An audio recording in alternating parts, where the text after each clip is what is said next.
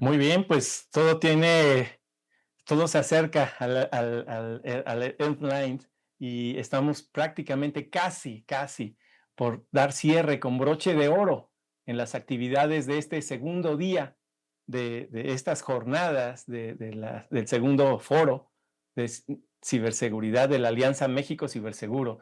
Y para ello tenemos un panel sobre un tema que también es vigente y yo creo que es de los más prioritarios por atender.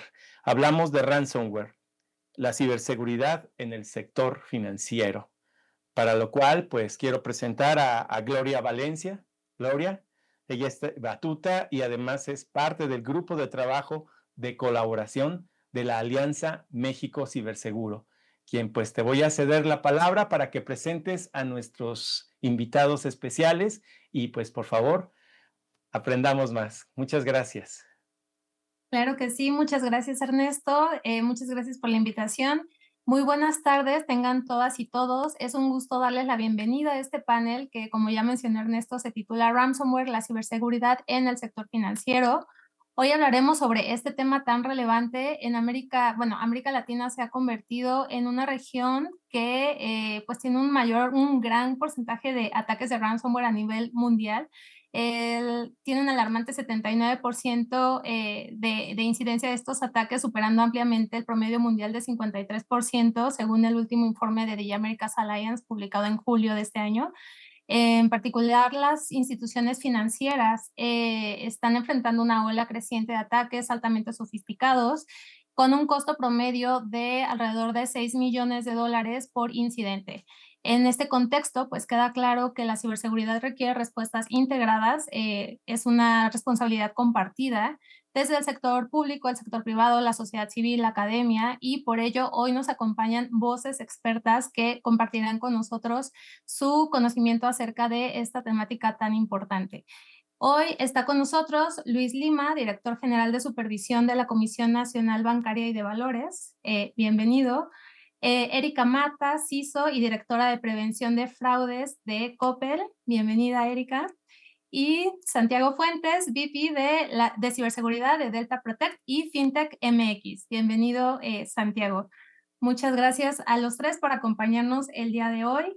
Y para comenzar, vamos a entrar en el panorama actual, a hablar un poquito del panorama actual y un poco de las tendencias, es decir, cómo ha evolucionado la amenaza del ransomware y qué patrones están siendo más preocupantes.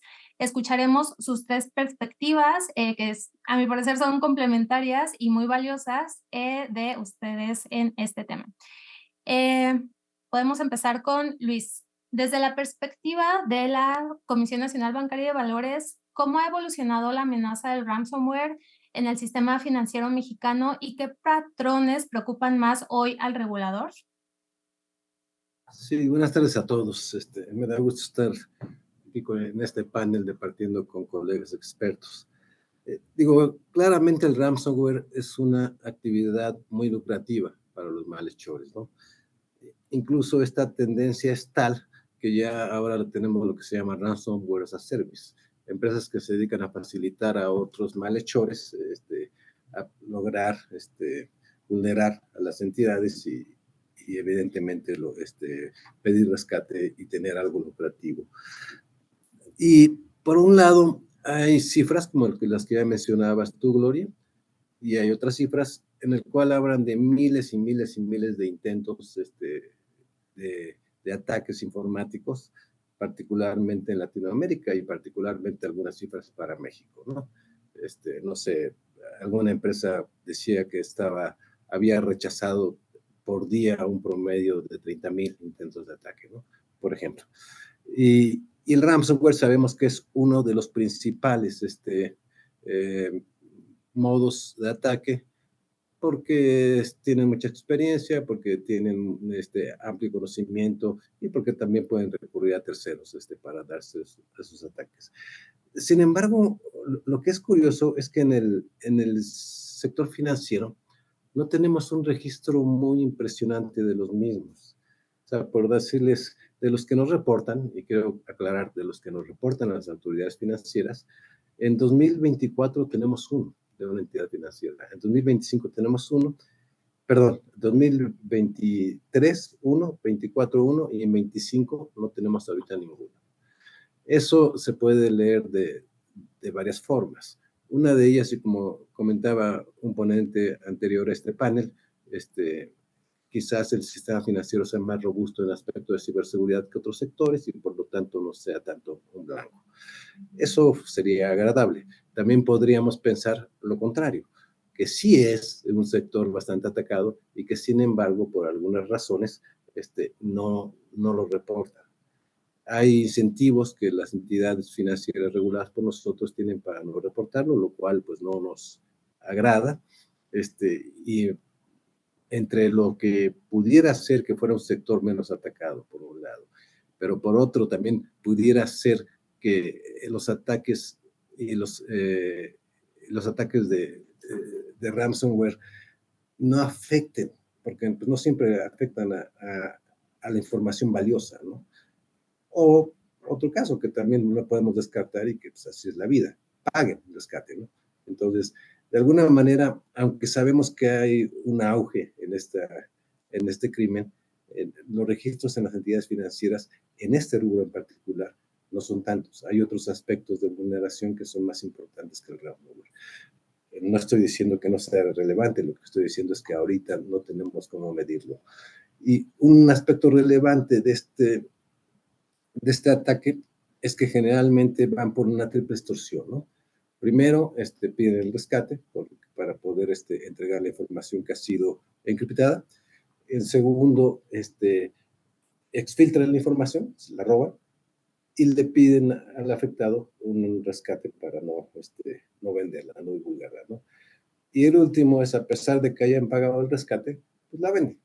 Entonces, con mucha frecuencia vemos en foros clandestinos que venden información supuestamente de N entidades. Y ahorita revisamos, hay un montón de anuncios diciendo tengo millones de registros, muchos de ellos falsos, es decir, de tales y tales. Algunos de ellos no son falsos, algunos de ellos puede ser que sí sean de las entidades atacadas y algunos de ellos puedan ser de entidades atacadas, entidades financieras atacadas por ransomware y pues que nosotros no nos hayamos enterado por miedo al riesgo reputacional o por miedo a que puedan sufrir sanciones, lo cual me parece erróneo, pero es una realidad que hoy nos afecta. Esos serían mis comentarios sobre esta pregunta. No sé si respondí, Gloria. Muchas gracias, Luis. Sí, claro que sí. Y lo que mencionaste sobre el ransomware, que es altamente lucrativo y que el sector financiero es un sector altamente atacado, pero quizá no tan reportado, creo que nos da pie para profundizar cómo lo viven las instituciones financieras. Y en este caso, pues cedo la voz a Erika, tú que estás en una institución bancaria a gran escala, ¿cómo ha cambiado el riesgo de ransomware en los últimos años desde dentro de la banca? ¿Y qué patrones te preocupan más actualmente? Gracias. Primero, que nada, quiero agradecer la invitación, Ernesto, Agustín, todo el mundo. Gracias por la oportunidad y este panel. La pregunta, voy a tratar de no ponerme marca, al fin este es como el séptimo banco en el que estoy y estuve también en el regulador, entonces creo que puedo tener una respuesta un poco más general. En el tema del sector financiero, si bien es cierto que solía ser el más atacado, no es el más atacado ahora y con ransomware menos, porque depende, o sea, los malos tampoco buscan lo más complejo, ¿no? Si bien es cierto que leemos en mucha bibliografía que todo se vuelve más sofisticado, también es cierto que estos amigos, bueno, no tan amigos, pero estos compadres también publican cuando van a hacer un algo y publican qué es lo que explotan para que sea el ransomware exitoso, ¿no? Entonces, lo que ocurre es que el sector financiero de repente está más preparado, cumpliendo o no, o en el cumplo y el miento que diría un buen amigo. Sin embargo, hay otros sectores que no están tan listos.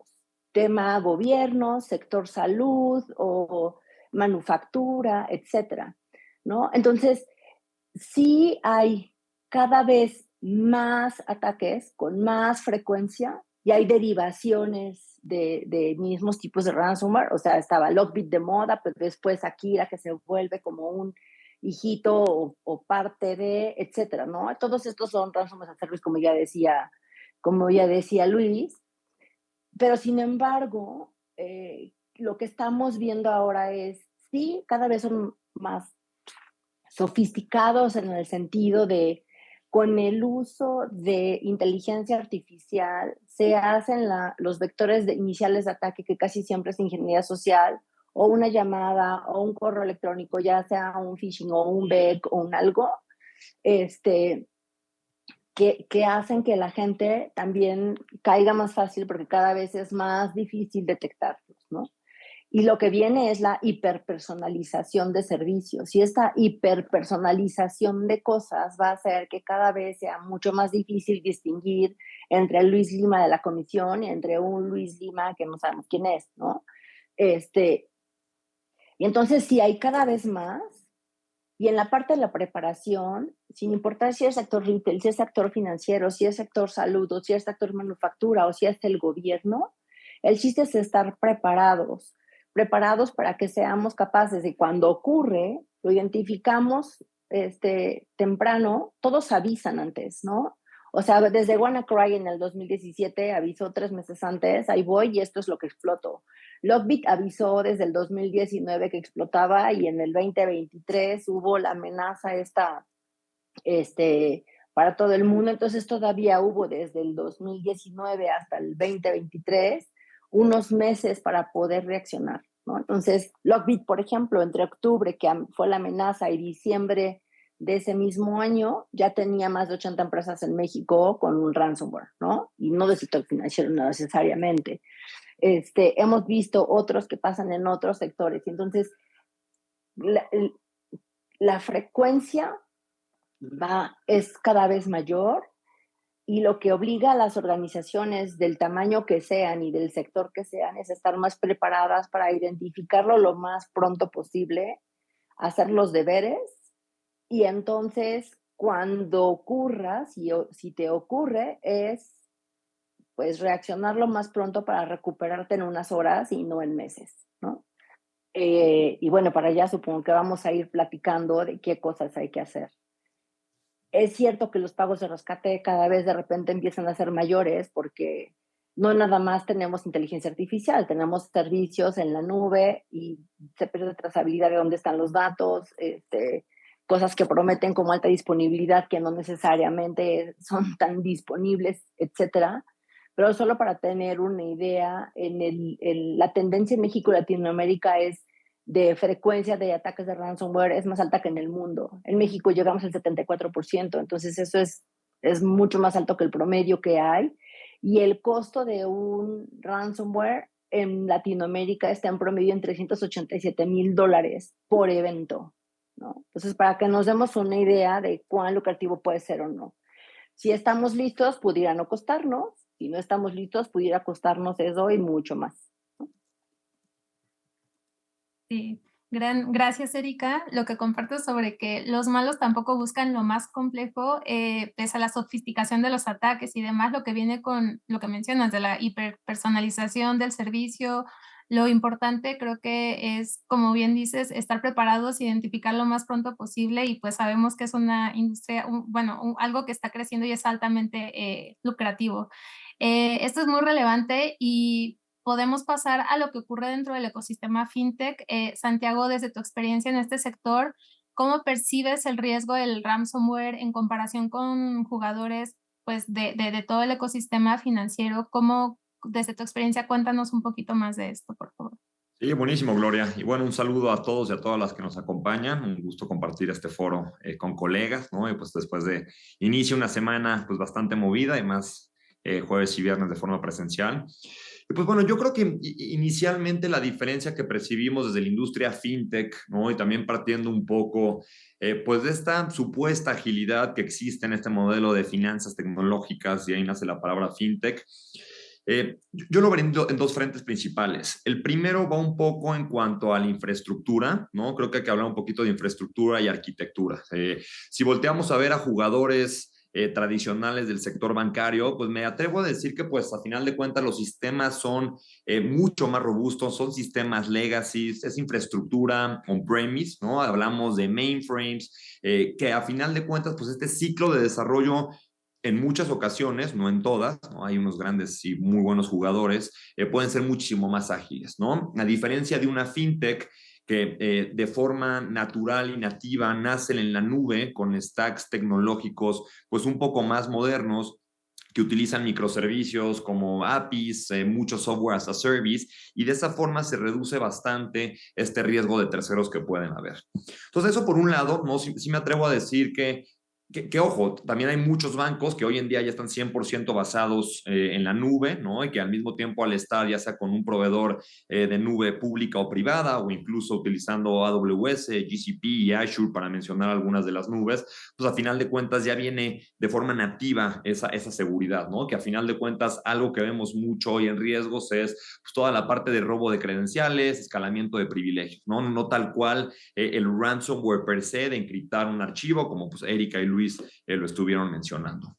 Y la segunda parte que veo también, ¿no? Pues lo sabremos aquí muy bien, ¿no? Luis y todo el equipo de la CNBB, pues desde que nace la ley FinTech, hablando particularmente pues de 2018-2019, pues se intenta traer y tropicalizar pues todos esos requerimientos de ciberseguridad que se tenían hacia los bancos.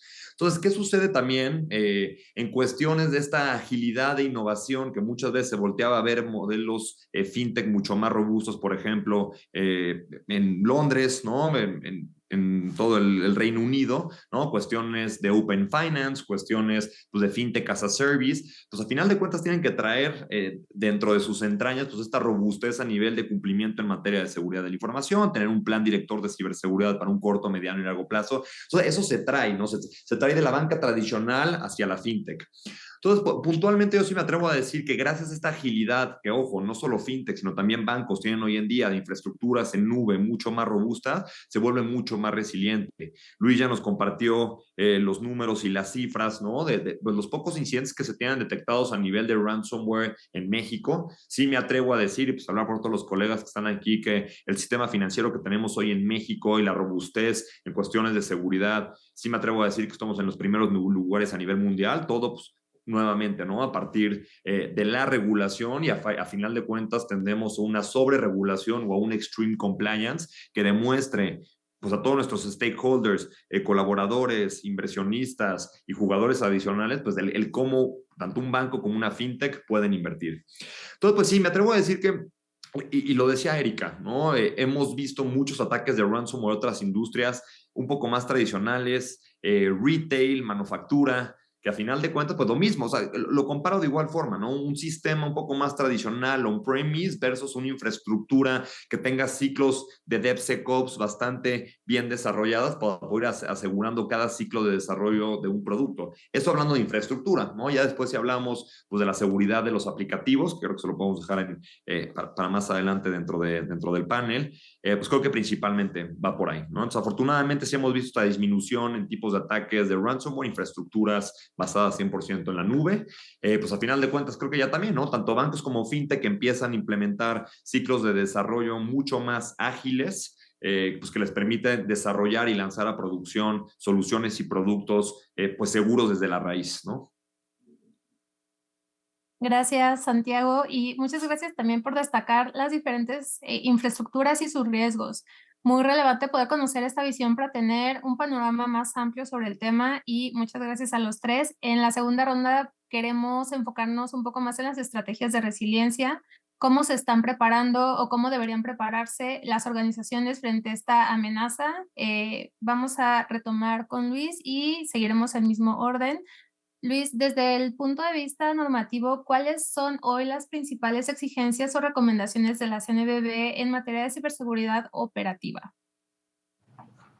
Sí, primero, como bien lo comentaba Santiago, la regulación de dos sectores, el sector bancario y el sector fintech, es similar y es el más maduro que tenemos en la comisión. Los demás sectores tienen diferentes niveles de madurez en cuanto a seguridad de la información, ¿no? También vale la pena decir que esta es una línea que estamos tirando, una línea mínima. Entonces, las entidades, lo que nosotros decimos de aquí hacia arriba, tienes que ponerlo. El riesgo se mitiga y es una inversión. Ahora, es muy amplio, o sea, hay muchos controles dentro de la regulación de fintech y de bancos, que repito que es bastante equivalente, como bien decía Santiago. Eh, Algunos factores relevantes es, uno, que tiene que ver con toda la infraestructura tecnológica, ya sea la propia o la operada por terceros. Esto es bien común, y más en fintech todavía, pero también en bancos, de que utilicen a proveedores de nube. Nacen ahí y nosotros tenemos que garantizar que esto esté seguro. No basta con que estas empresas, Google, AWS, Microsoft o quien quieran, nos muestren todos sus certificados que tienen seguridad. Bien dice uno de ellos, la seguridad es una responsabilidad compartida. No basta con que sea seguro el proveedor. Tienes tú también como usuario, como cliente de esa nube, tener un esquema de seguridad robusto, ¿no? Entonces, atacamos nuestros controles, pues digo, no quiero describirlos, son muchos, pero sí a grosso modo dónde están ubicados. Entonces, en ese sentido, lo primero que estamos viendo es la gobernanza. Tienen que ser algo que, eh, que incluya desde la alta dirección hacia abajo, ¿no? Por otro lado, la segunda parte tiene que ver con la identificación. Eh, Necesito identificar cuáles son mis activos de información y eso implica también conocer bien mi negocio. Por eso la ciberseguridad tiene que comprender a todas las entidades en su conjunto o empresas, no solo hablando de entidades financieras. El tercer punto tiene que ver con la protección. Ya que identifiqué y prioricé cuál es la información más relevante para mí, entonces lo siguiente que tengo que poner es adoptar algunos controles para que esa información esté protegida en cualquiera de los estados que esté y en cualquiera de los procesos que eso incluya. Y bueno, el último de preventivo es la parte de identificación, de detección. Nosotros debemos de pensar no si nos van a atacar, sino cuándo. Entonces debemos estar alertas para saber en qué momento vamos a hacer más oportuno nuestra reacción, entre más pronto podamos, o incluso evitar el ataque si es que lo detectamos. Entonces existen también varios controles para que esté uno, digo, de manera automatizada, por supuesto, viendo comportamientos anómalos y eventualmente disparando alertas amarillas o alertas rojas para que pueda reaccionar el equipo. Ahí también incluimos varios controles en la regulación que tiene que ver con la detección. Hasta aquí llegó la prevención. Ya después de esto, ¿qué crees? A pesar de todos estos controles, ya me pegaron. Entonces, lo que tengo que ver, ok, ya te pegaron, entonces, ¿cómo vas a responder? Tienes que tener un protocolo, tienes que tener A, B, C, y esa es otra serie de controles que tenemos incluidos en la regulación con el objetivo de responder a un ataque.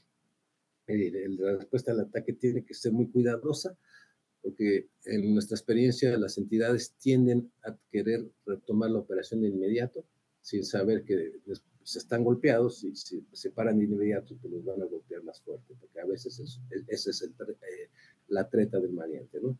Y finalmente la recuperación, que tiene que ver con que ya acabó, ya lo contuve, ya respondí al ataque, como quiera que haya sido, seguramente habrá costos y todas las particularidades que cada incidente puede tener. Ahora, ¿cómo recupero hasta llegar a mi operación normal? Evidentemente, dentro de este proceso de recuperación, pues también está el fortalecimiento, haber identificado cómo fue que me atacaron, por qué ventana entraron, qué vulnerabilidad aprovecharon, para tratar de tapar de que al menos ese golpe que me acaban de dar no me lo vuelvan a dar. Creo que de este modo resumiría un poquito cómo está la exigencia. Y bueno, esto es un mundo cambiante. O sea, la tecnología cambia día a día y nosotros también tenemos que ir acoplándonos a esto. A lo que voy es que no les extrañe que a pesar de que el sector bancario y fintech sea más protegido hoy en día con respecto a la regulación, pues eventualmente vamos a tener que hacer cambios para subir un poco la vara cuando veamos que los riesgos se incrementan. Ese sería mi panorama. Gracias. Gracias, Luis. Justo lo que mencionas sobre considerar la infraestructura propia y la operada por terceros creo que es muy relevante. Lo que nos comparte sobre todo los controles preventivos de gobernanza, identificación de activos, protección y finalmente detección y los protocolos para responder y bueno, entrar nuevamente en actividades, retomar actividades, pues es muy relevante. Creo que todos nos llevamos esto en mente, ya lo conocemos, pero en operación debe ser pues un mundo totalmente distinto. Esto nos lleva a preguntarnos cómo responden las instituciones ante estos lineamientos. Y aquí, Erika, quisiera cederte la palabra para que nos cuentes cómo equilibran en tu institución, en tu experiencia, la innovación tecnológica con la necesidad de blindar los sistemas críticos frente a los ciberataques. Gracias, porque me tocan siempre las preguntas muy difíciles, pero, pero de hecho no, voy a empezar en orden. Seguridad está hecho para acompañar al negocio desde el origen, ¿no? Entonces, normalmente no piensas primero en regulación, normalmente piensas en un programa que es integral de seguridad porque es transversal, es como prevención de fraudes, es transversal. Entonces, sí, un modelo de gobierno, pero el modelo de gobierno no solo es de seguridad, ya existe un modelo de gobierno corporativo con una estructura, con canales de comunicación, con áreas que se necesitan de primera, segunda, tercera línea o con estrategias de negocio, y seguridad no puede ser distinto, tiene que ir a fuerza de la mano con estos principios, valores, acompañando la estrategia, y en este mundo que va como más rápido, en donde hay, sí, prácticas ágiles, sí, etcétera, pero también demasiada información y al mismo tiempo desconocimiento, porque tenemos un universo de información, pero a veces no es tan profunda, ¿no? A veces es como poco superficial. Entonces, sí, un modelo de gobierno y esto, hay que acompañar al negocio, y con eso en mente, estos conceptos que surgieron hace ya varios años de Security by Design es cuando el negocio quiere hacer un nuevo producto, un nuevo servicio, e invita a todos los stakeholders, incluyendo a los que no le gustan, como los de seguridad o como fraudes o como compliance, etcétera, pues esos productos y esos servicios nacen ya con criterios que ayudan a alcanzar las metas y que ayudan a determinar si todo el escenario pues tal cual de negocio está dentro de un apetito de riesgo. Seguridad es un tema de riesgos, no es un tema tecnológico. Entonces, a la hora de hacer estas previsiones y estas proyecciones de puesta en el mercado, etcétera, pues ahí tenemos que estar, ¿no? Si voy a ir con prácticas allá y tengo que trepar, voy a utilizar, no sé, Jenkins, y voy a tener como en ese canal de integración continua, pues, ¿qué necesito tener de seguridad para que en cada sprint haya una evaluación de riesgos, una remediación de vulnerabilidades, evaluación de códigos, evaluación de bla, bla, bla? Y entonces, cuando llega el último sprint, justo antes de liberar, ya tienes un producto que nace desde las arquitecturas, como decía Santiago, que hace rato no mencioné, desde el diseño, con criterios de seguridad y de otros temas. Entonces, es más fácil nacer con seguridad y pensando, y es menos costoso, nacer pensando en seguridad y después ver qué nos hace falta ajustar para terminar con los temas de cumplimiento, y no al revés, ¿no? O sea, estas cosas tradicionales de el inciso A, pero el B, pero el C, pero no sé qué, sin una estrategia integral no te permite habilitar negocio a la velocidad que necesita. Entonces, me ha tocado participar en instituciones financieras que son muy ágiles, y me ha tocado participar en instituciones financieras que son un poco más lentas porque son más adversas a riesgo. Pero no quiere decir que por ser más ágil estás más expuesto, siempre y cuando tengas visibilidad de todo. O sea, hemos visto incidentes, incluyendo el del fin de semana, en donde usualmente hay un tercero. Entonces, mi trabajo no termina cuando legal y el contrato y las cláusulas, termina cuando hay un monitoreo continuo del ecosistema. Y eso implica a la gente, pero los procesos, pero tecnología y todo aquello que está relacionado con los terceros que están participando en tu ecosistema, y que ese tercero seguramente va a tener otros terceros que le dan servicios y que cuando hay una afectación caen dentro del tuyo. Entonces, cuando tienes un programa que es integral de seguridad, con una estrategia que está pensando en resiliencia operativa, sí, esta parte de prevención que menciona Luis, pensando en ransomware, copias de seguridad robustas, temas de controles de acceso, de gestión de acceso, administración de identidades humanas, no humanas, pero todas, y qué entran, qué hacen y qué pueden hacer, una segmentación correcta de la red, ¿no? No es lo mismo el exterior que lo interno, que lo más crítico, que lo que es público, que lo que es de usuarios, etcétera.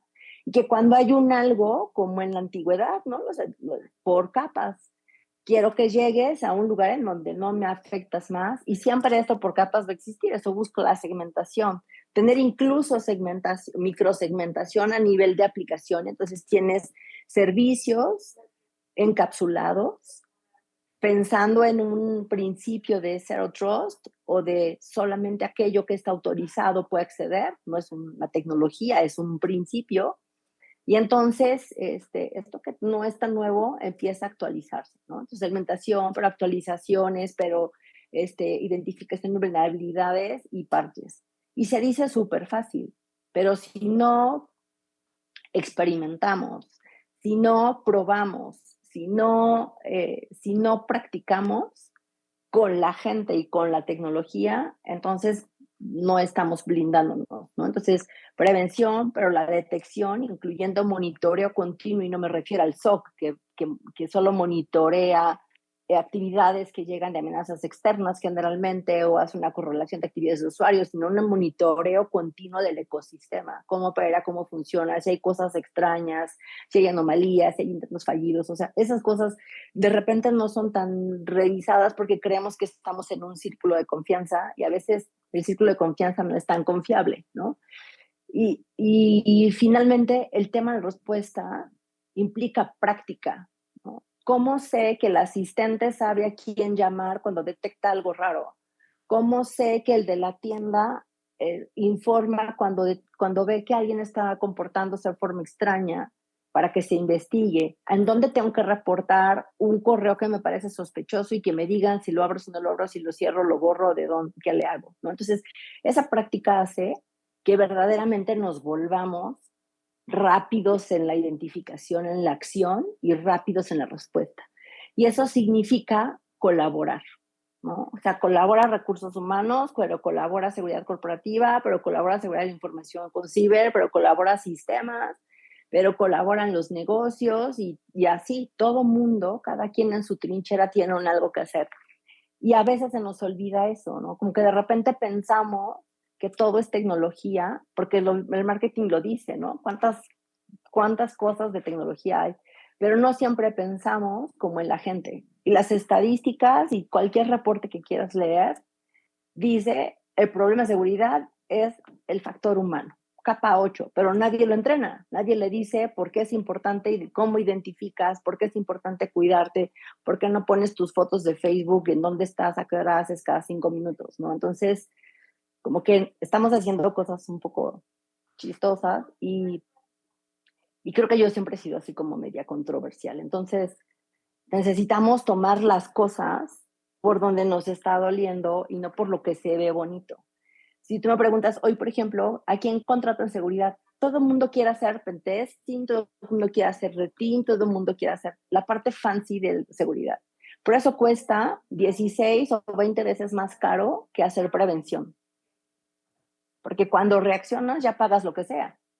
Pero cuando estás previniendo, aunque no venda, pues te cuesta bastante más barato y te permite tener una estructura con personas, con procesos, con gente, evaluando riesgos en serio, ¿no? No vulnerabilidades ni issues técnicos, riesgos.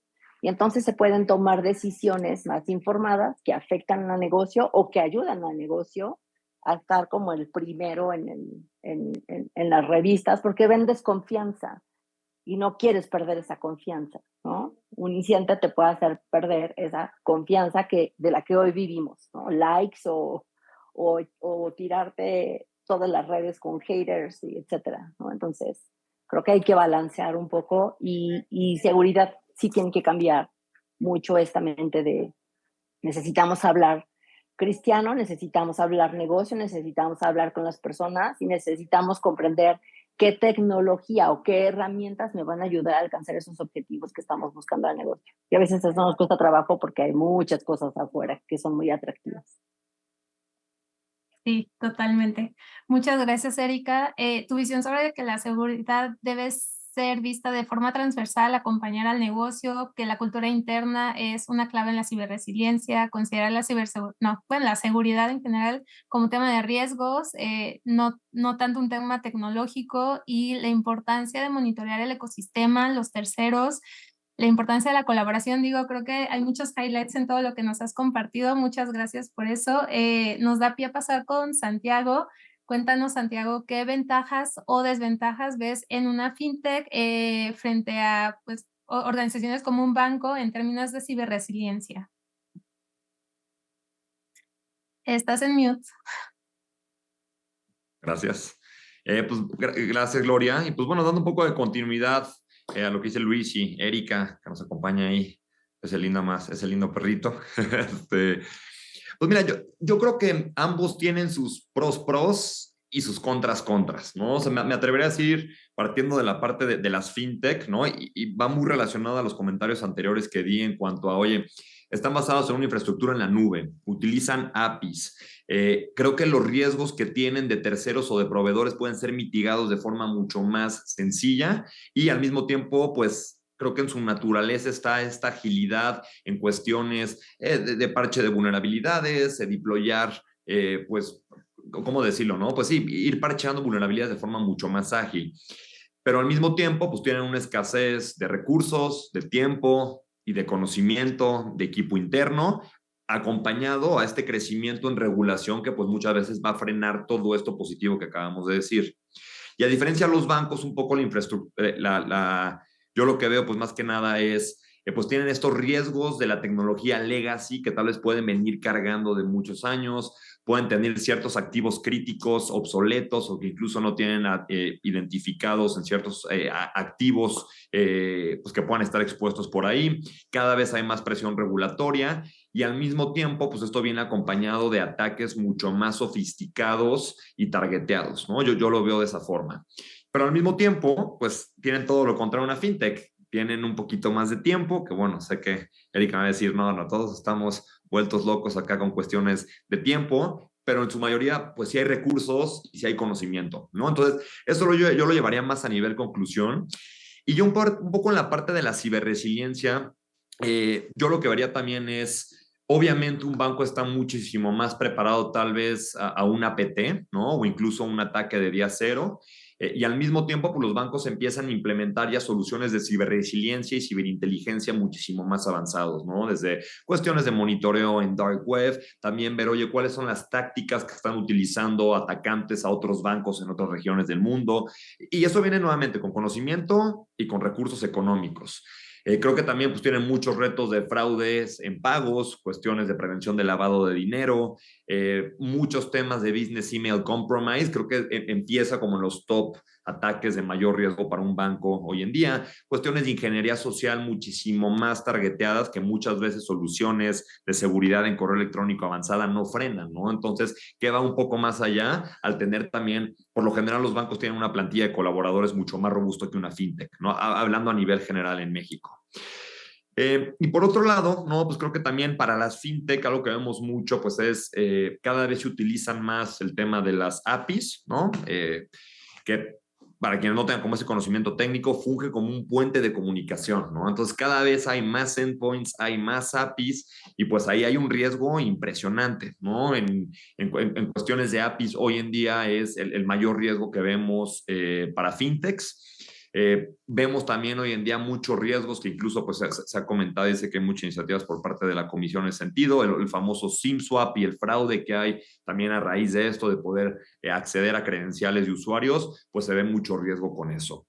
Y ya por último, ¿no? Y creo que lo mencionaba bien Erika ahorita, es pues los bancos a final de cuentas, igual, ¿no? Ya pues puede que tengamos un SOC súper robusto, que todo el tiempo no paramos de escuchar alertas, pero ¿cómo se materializan esas alertas para que realmente tenga un impacto directo al negocio? El que venga acompañado de ejercicios de simulación de Red y de Blue Team. Entonces, creo que eso igual vive nativo en un banco. Y hoy en día, pues las fintech, a diferencia, pues tal vez no cuentan con eso, pero lo que sí tenemos en el lado de las fintech también creo que hay una cultura de seguridad mucho más elevada, no solo a nivel equipos de tecnología y operativos, sino dentro de toda la organización.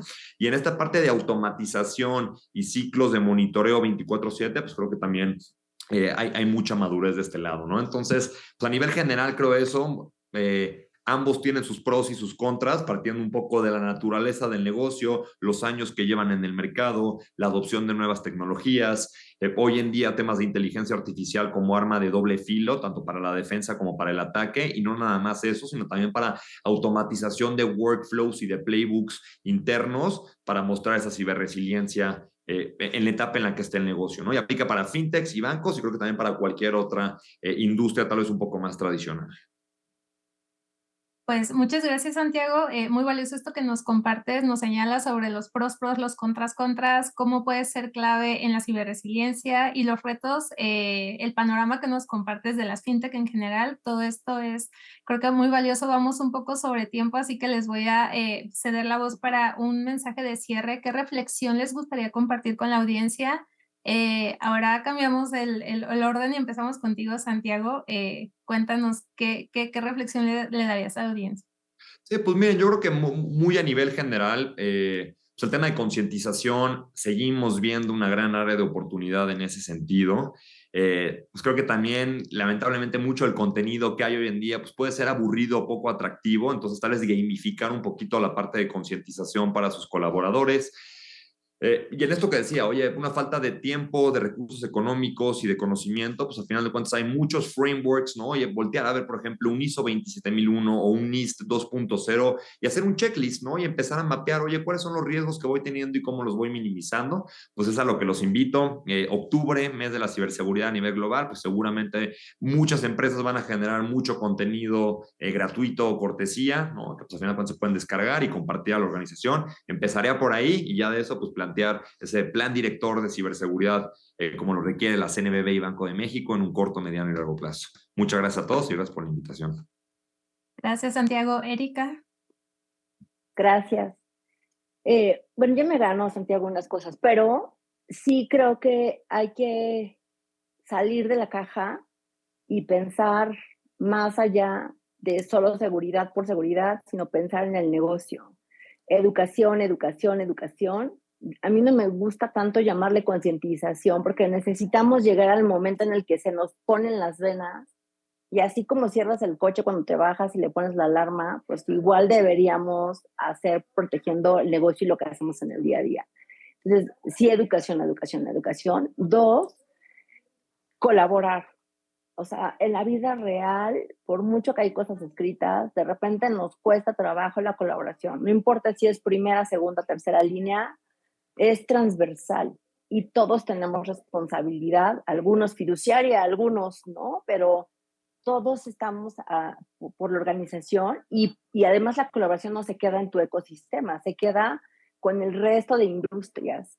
Este tema de intercambio de información que ha promovido todo es súper importante. Compartamos indicadores de compromiso, compartamos alertas de amenazas, porque seguramente somos banco, pero tú eres fintech, pero tú repartes pan, pero tú repartes gas, no importa, ¿no? O sea, creo que colaboración es lo máximo y si aprovechamos que octubre es un buen momento para recordarnos cuál es nuestro rol en seguridad y empezamos a hablar dinero, riesgos y qué hacemos para el bien de la organización donde estamos y de nuestro ecosistema.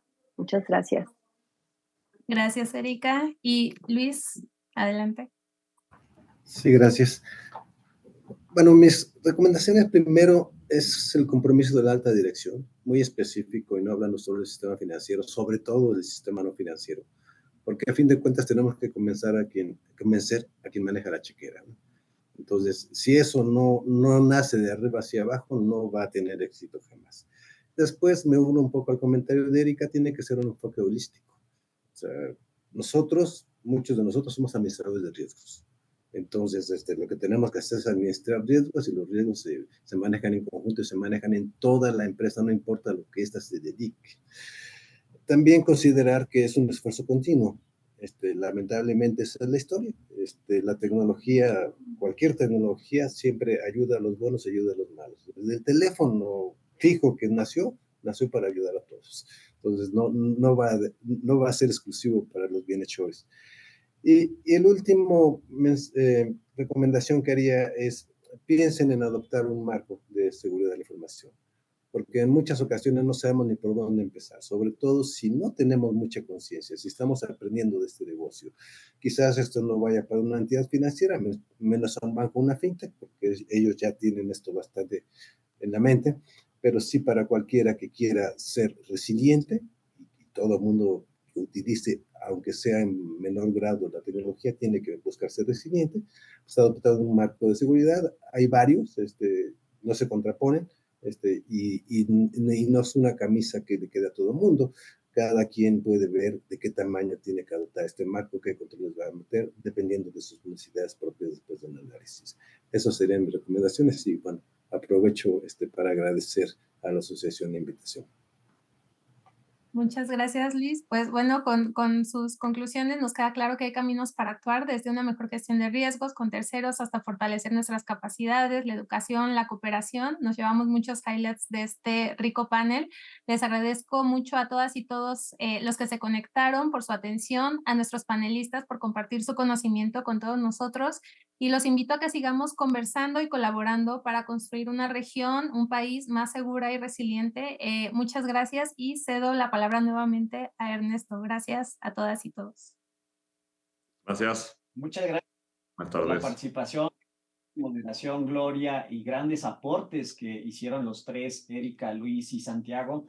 Y me gustaría pedirles, aprovechando que si tienen un minuto extra, por favor, pusieron en los tres, bueno, los cuatro en las participaciones hicieron mucha mención de la colaboración como un elemento sustantivo para mejorar la ciberseguridad, no solo del sector financiero, incluyendo las fintech, sino que esto puede irradiar a los distintos sectores. Entonces, si pueden todavía compartir qué nos ha faltado para colaborar de manera más consistente, de manera más efectiva.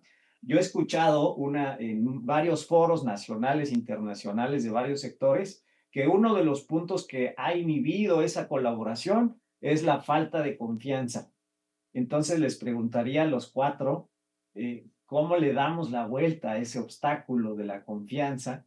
¿Y cómo logramos o cómo lograremos? Y pensando esto como en una de las finalidades de la alianza, que por cierto, tenemos un grupo de trabajo de colaboración e intercambio de información que lo integran y lideran Santiago y Gloria. Entonces, la pregunta para los cuatro sería, ¿cómo logramos ese mecanismo de confianza para que avancemos de manera consistente, contundente y efectiva en una colaboración e intercambio de información? Wow. Esa pregunta me la hicieron hace un par de semanas en Río. Creo que voy a contestar lo mismo. O sea, lo que yo he encontrado en más de 25 años es que a veces ni siquiera es un tema de confianza, es un tema de voluntad y de intención, ¿no? Entonces, ¿por qué? Porque hay competidores de la misma industria, etcétera, y de repente queremos guardar nuestro know-how, nuestro todo, o queremos no mostrarnos vulnerables. Y el principio de colaborar es tener la intención de querer hacerlo con transparencia, pensando que lo que vas a hacer es ayudar al prójimo, ¿no? Y pensando que el ecosistema y el país no solo es la empresa, pero los ciudadanos, pero los clientes, pero el gobierno, pero todo el mundo.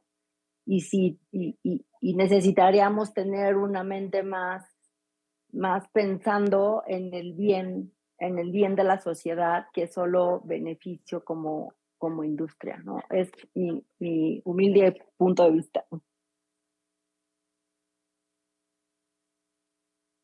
Pues bueno, creo que yo también estoy de acuerdo con Erika. Es un tema de cultura, es algo que tenemos que trabajar a un nivel quizá ya más humano, o sea, para poder colaborar tiene que haber muchas cosas alrededor, transparencia, confidencialidad, canales de protección, de información sensible, etcétera, pero si no tenemos la disposición para hacerlo, pues esto no va a suceder así haya todo lo necesario alrededor. Así que me sumo al comentario de Erika con que es un tema cultural, es algo que tenemos que cambiar dentro del chip y empezar a hacerlo, porque hay otras regiones que ya lo implementaron, está funcionando, pero hay algo que está dentro de nuestra cultura que debe cambiar para poder empezar o hacerlo exitosamente. Así que pues me Me quedo con eso.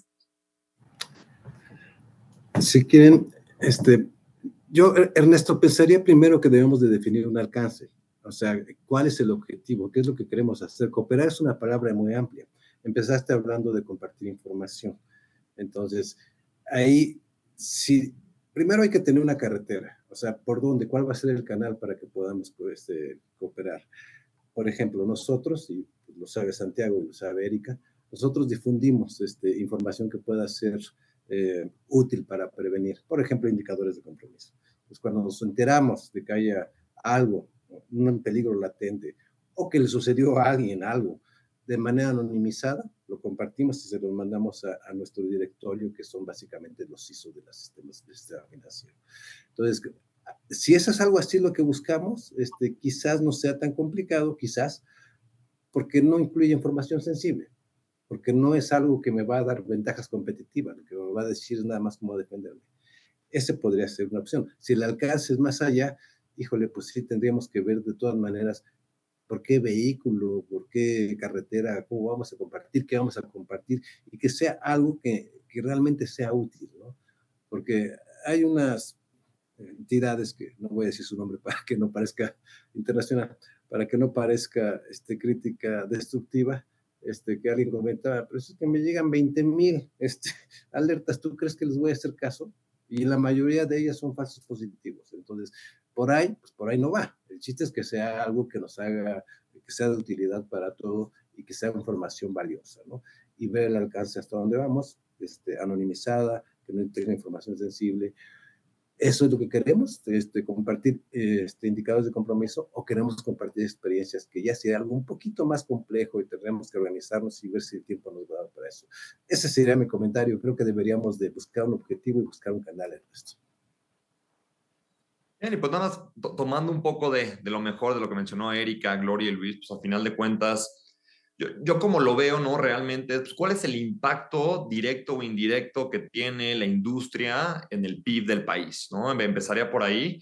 Volteamos a ver, por ejemplo, pues a las pymes, ¿no? Y generan el 51, 52% del PIB del país. Entonces, pues, a final de cuentas, esa ciberresiliencia que se va creando, pues realmente lo que está haciendo en la industria es sostener el PIB del país.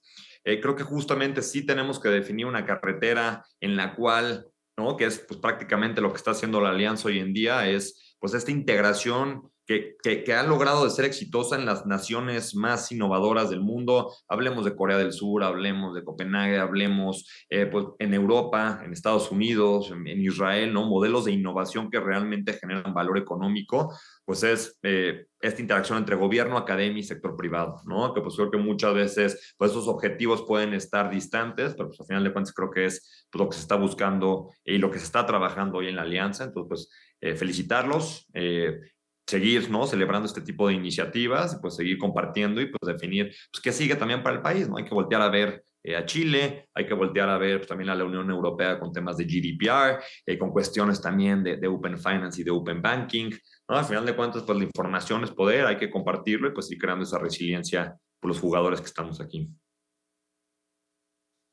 Muchas gracias. Pues si se dieron cuenta, la participación en esta última ronda, pues ya empieza a dibujar el camino. Así que les agradezco mucho por su aporte, por, digamos, propiciar e incitar a trabajar en este sentido y por ser parte de esta segunda edición del Foro Nacional de Ciberseguridad. Les agradezco a nombre de toda la alianza, del comité organizador, y bueno, nos vemos en presencial si pueden acompañarnos el jueves y o el viernes. Les mando un abrazo grande, cuídense mucho. Muchas gracias. Buenas tardes. Gracias. Gracias.